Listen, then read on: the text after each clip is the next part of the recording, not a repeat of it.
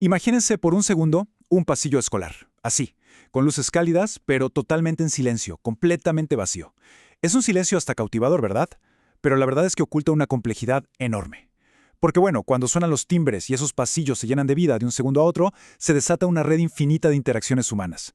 Bienvenidos a este análisis de nuestro material fuente sobre la Política Nacional de Convivencia Educativa. Hoy vamos a explorar justamente esto, cómo estas interacciones de todos los días construyen el clima en el que se enseña y se aprende. Y claro, ¿por qué el modelo tradicional que hemos venido usando para gestionar este clima, bueno, podría estar al borde del colapso? Bien, entremos de lleno en esto. Esta es literalmente la pregunta central que va a definir todo lo que vamos a ver hoy. ¿De quién es realmente la responsabilidad de enseñar a convivir a toda una comunidad? A ver, por tradición, la respuesta implícita en muchos colegios ha sido apuntar con el dedo a una sola oficina. Pero pensémoslo un segundo. ¿Es humanamente posible que una sola persona, o pongámosle un comité chiquitito, pueda sostener sobre sus hombros todo el peso del clima relacional de cientos o incluso miles de personas? Es un dilema fascinante, la verdad, y nos obliga a repensar cómo están estructuradas las escuelas. Sección 1. El peso de un solo rol. Para entender bien la magnitud de este problema, tenemos que bajar un poquito el ritmo y observar la realidad del día a día de quienes están ahí, en la primera línea. Las fuentes nos muestran un panorama que muchas veces resulta súper solitario y súper abrumador, básicamente porque cargan con el peso de toda una institución. Claro, las leyes educativas exigen que exista la figura del encargado de convivencia, y en el papel suena muy bien. Su función es coordinar, planificar, liderar estrategias formativas, todo fantástico. Pero la realidad que documentan los textos es que esta figura suele convertirse en un embudo. Cuando el resto de la comunidad simplemente delega cada roce, cada conflicto, cada problema de indisciplina a esta única oficina, el rol se desvirtúa por completo. O sea, pasa de ser un líder formativo a convertirse en un simple administrador de crisis, atrapado en una dinámica de disciplina puramente reactiva, súper solitaria y a la larga profundamente ineficaz. Y las consecuencias de andar delegando todo son bastante severas. Por un lado, tenemos este modelo de delegación que genera un ciclo terrible de agotamiento profesional. Aparece esto que las fuentes llaman atribución cruzada de culpas. Es decir, los profes culpan a las familias culpan a la escuela y al final todos cruzan los dedos esperando que el pobre encargado lo solucione todo por arte de magia. Es un sistema lleno de fricción, no hay otra forma de decirlo. Pero por otro lado, si miramos el enfoque compartido, la cosa cambia completamente. Aquí, la convivencia ya no se trata de andar apagando incendios, se trata de prevención, de armar una verdadera red de cuidado colectivo donde el diálogo activo reemplaza esos castigos puntuales. Básicamente, es dar el paso de solo sobrevivir a realmente buscar el bienestar de todos. Sección 2. El verdadero ecosistema escolar. Y esto ilustra de manera brillante dónde tiene que estar el cambio. Para salir de ese aislamiento del que hablábamos, tenemos que dar un paso atrás y mirar la foto completa. La convivencia no ocurre adentro de una oficina, ocurre allá afuera, en el ecosistema real. Hay una diferencia fundamental en cómo organizamos los apoyos. Pensemos en un enfoque multidisciplinario tradicional, vemos a varios profesionales, el director, el profe, el psicólogo, pero cada uno haciendo su trabajo por su lado, apuntando sus esfuerzos hacia el estudiante de forma aislada. Es una visión súper atomizada. Sin embargo, cuando pasamos a un modelo verdaderamente interdisciplinario, las reglas del juego cambian. Las conexiones ya no van solo hacia el centro, se entrelazan entre todos los actores. Todos dialogan, todos colaboran frente a problemas que sabemos que son complejos. El peso ya no aplasta a una sola persona, sino que se distribuye a través de una red bien tejida que sostiene a toda la comunidad. Ahora, es súper importante que entendamos qué significa de verdad colaborar en esta red. Las fuentes hacen una distinción que es de vida o muerte aquí. El trabajo colaborativo no es simplemente juntarse de vez en cuando a tener reuniones puntuales o mandarse un par de correos cruzados. No es una charla superficial y ya está. Se trata de echar raíces, de pasar a una cultura que esté realmente arraigada en la escuela.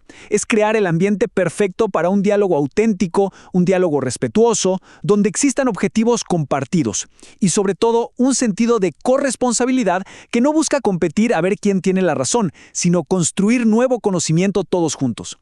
Sección 3. Familias y estudiantes en el centro. Entonces, el punto crucial aquí es este. Al entender esta tremenda red interconectada, no podemos olvidarnos de los nodos que, irónicamente, casi siempre quedan tirados en la periferia. Hablamos de las familias y de los propios estudiantes. O sea, sus voces no son un extra bonito, son el corazón que hace latir a un clima escolar saludable. Pero, ¿qué es lo que impide integrar a las familias? Las fuentes identifican estos obstáculos con una claridad que asombra. Y adivinen qué, vuelve a aparecer nuestra vieja conocida, la atribución cruzada de culpas. Esa tremenda desconexión donde la escuela y la familia se echan la culpa mutuamente por cómo se portan los estudiantes. Y si a esto le sumamos que muchas veces se desvaloriza la cultura que traen de la casa, o que los canales de participación son súper débiles, bueno, cuando las familias sienten que solo los llaman para escuchar quejas, o cuando asumen que la escuela tiene que hacerse cargo del 100% de la formación ética, el ecosistema simplemente se quiebra. Pero a ver, ¿qué pasa cuando por fin logramos derribar esos muros? Cuando dejamos de tratar a las familias como si fueran agentes externos y las empezamos a tratar como verdaderos aliados, la magia ocurre, todo el ecosistema prospera. Para los estudiantes, esto significa menos conflictos y mayor concentración en aprender. Porque claro, empiezan a ver coherencia entre lo que pasa en su casa y lo que pasa en el colegio. Para las familias, significa desarrollar un sentido de pertenencia súper fuerte. Y para los docentes, imagínense, el beneficio es gigante. De repente, entienden mucho mejor las necesidades de sus alumnos y logran construir una alianza sinérgica, sacándose de encima de una vez por todas ese peso horrible de la culpa constante. Y hablando de los verdaderos protagonistas de todo esto, hay un testimonio directamente sacado del material de las fuentes que es simplemente revelador. Dicen: nosotros somos otra generación, con otras ideas, y de hecho nosotros aprendemos a convivir mejor que los propios adultos. ¡Wow! Escuchar una voz así nos recuerda la increíble capacidad de reflexión que tienen las nuevas generaciones. Darles la razón implica aceptar que los estudiantes no son para nada entes pasivos a los que uno solo tiene que administrarles disciplina. Ellos necesitan, y francamente exigen, espacios democráticos reales para participar, para debatir y para co-construir las reglas de su propia comunidad. Su perspectiva es, sin duda, un motor de transformación gigante. Sección 4. Construyendo el cuidado colectivo. Avancemos y veamos cómo se construye esto en la práctica. Ya dejamos claro que el encargado de convivencia no puede hacer magia solo, y que las familias y los estudiantes son pilares centrales. Pero ¿qué pasa con el resto del equipo escolar? Bueno, aquí tenemos a la verdadera primera línea del clima escolar. Los docentes, los asistentes de la educación. Ellos influyen de una forma directa, constante, todos los días. Y es que a convivir se aprende conviviendo, así de simple. Son ellos quienes, hora tras hora, están ahí modelando cómo se resuelve un desacuerdo de forma pacífica. Son quienes arman ese clima de confianza vital adentro del aula y quienes funcionan como el mejor sistema de alerta temprana en los pasillos, los patios o los comedores. Todo ese tremendo trabajo que hacen día a día previene los conflictos muchísimo antes de que siquiera lleguen a asomarse por la puerta de una oficina de disciplina. Y todo este esfuerzo se tiene que consolidar en una solución mucho más estructural. Según las fuentes, esto ocurre cuando vemos que instrumentos como el Plan de Mejoramiento Educativo, junto con el Plan de Gestión de Convivencia, actúan verdaderamente como un eje central articulado. Y orbitando alrededor de ese eje, trabajando muy unidos, están el encargado de convivencia, orientación, apoyo psicosocial y, por supuesto, el equipo directivo. Ojo aquí, el liderazgo de los directores es absolutamente fundamental para respaldar todo este modelo, porque cuando todos estos actores claves se mueven bajo un plan unificado, el peso gigante de la gestión se distribuye de una forma súper armónica. Así, el sistema entero se enriquece y se vuelve preventivo, formativo, en vez de ser solo una máquina reactiva. Todo este profundo análisis desemboca en el concepto más lindo y fundamental que nos proponen las fuentes, el cuidado colectivo. Y es una idea súper cálida, la verdad. Nos recuerda que mucho más allá del rol formal que tengamos, ya sea profesor, estudiante, director o apoderado, en el fondo somos seres humanos interactuando con otros seres humanos. Este cuidado implica relacionarnos sobre la base de una confianza mutua, asumiendo una verdadera corresponsabilidad.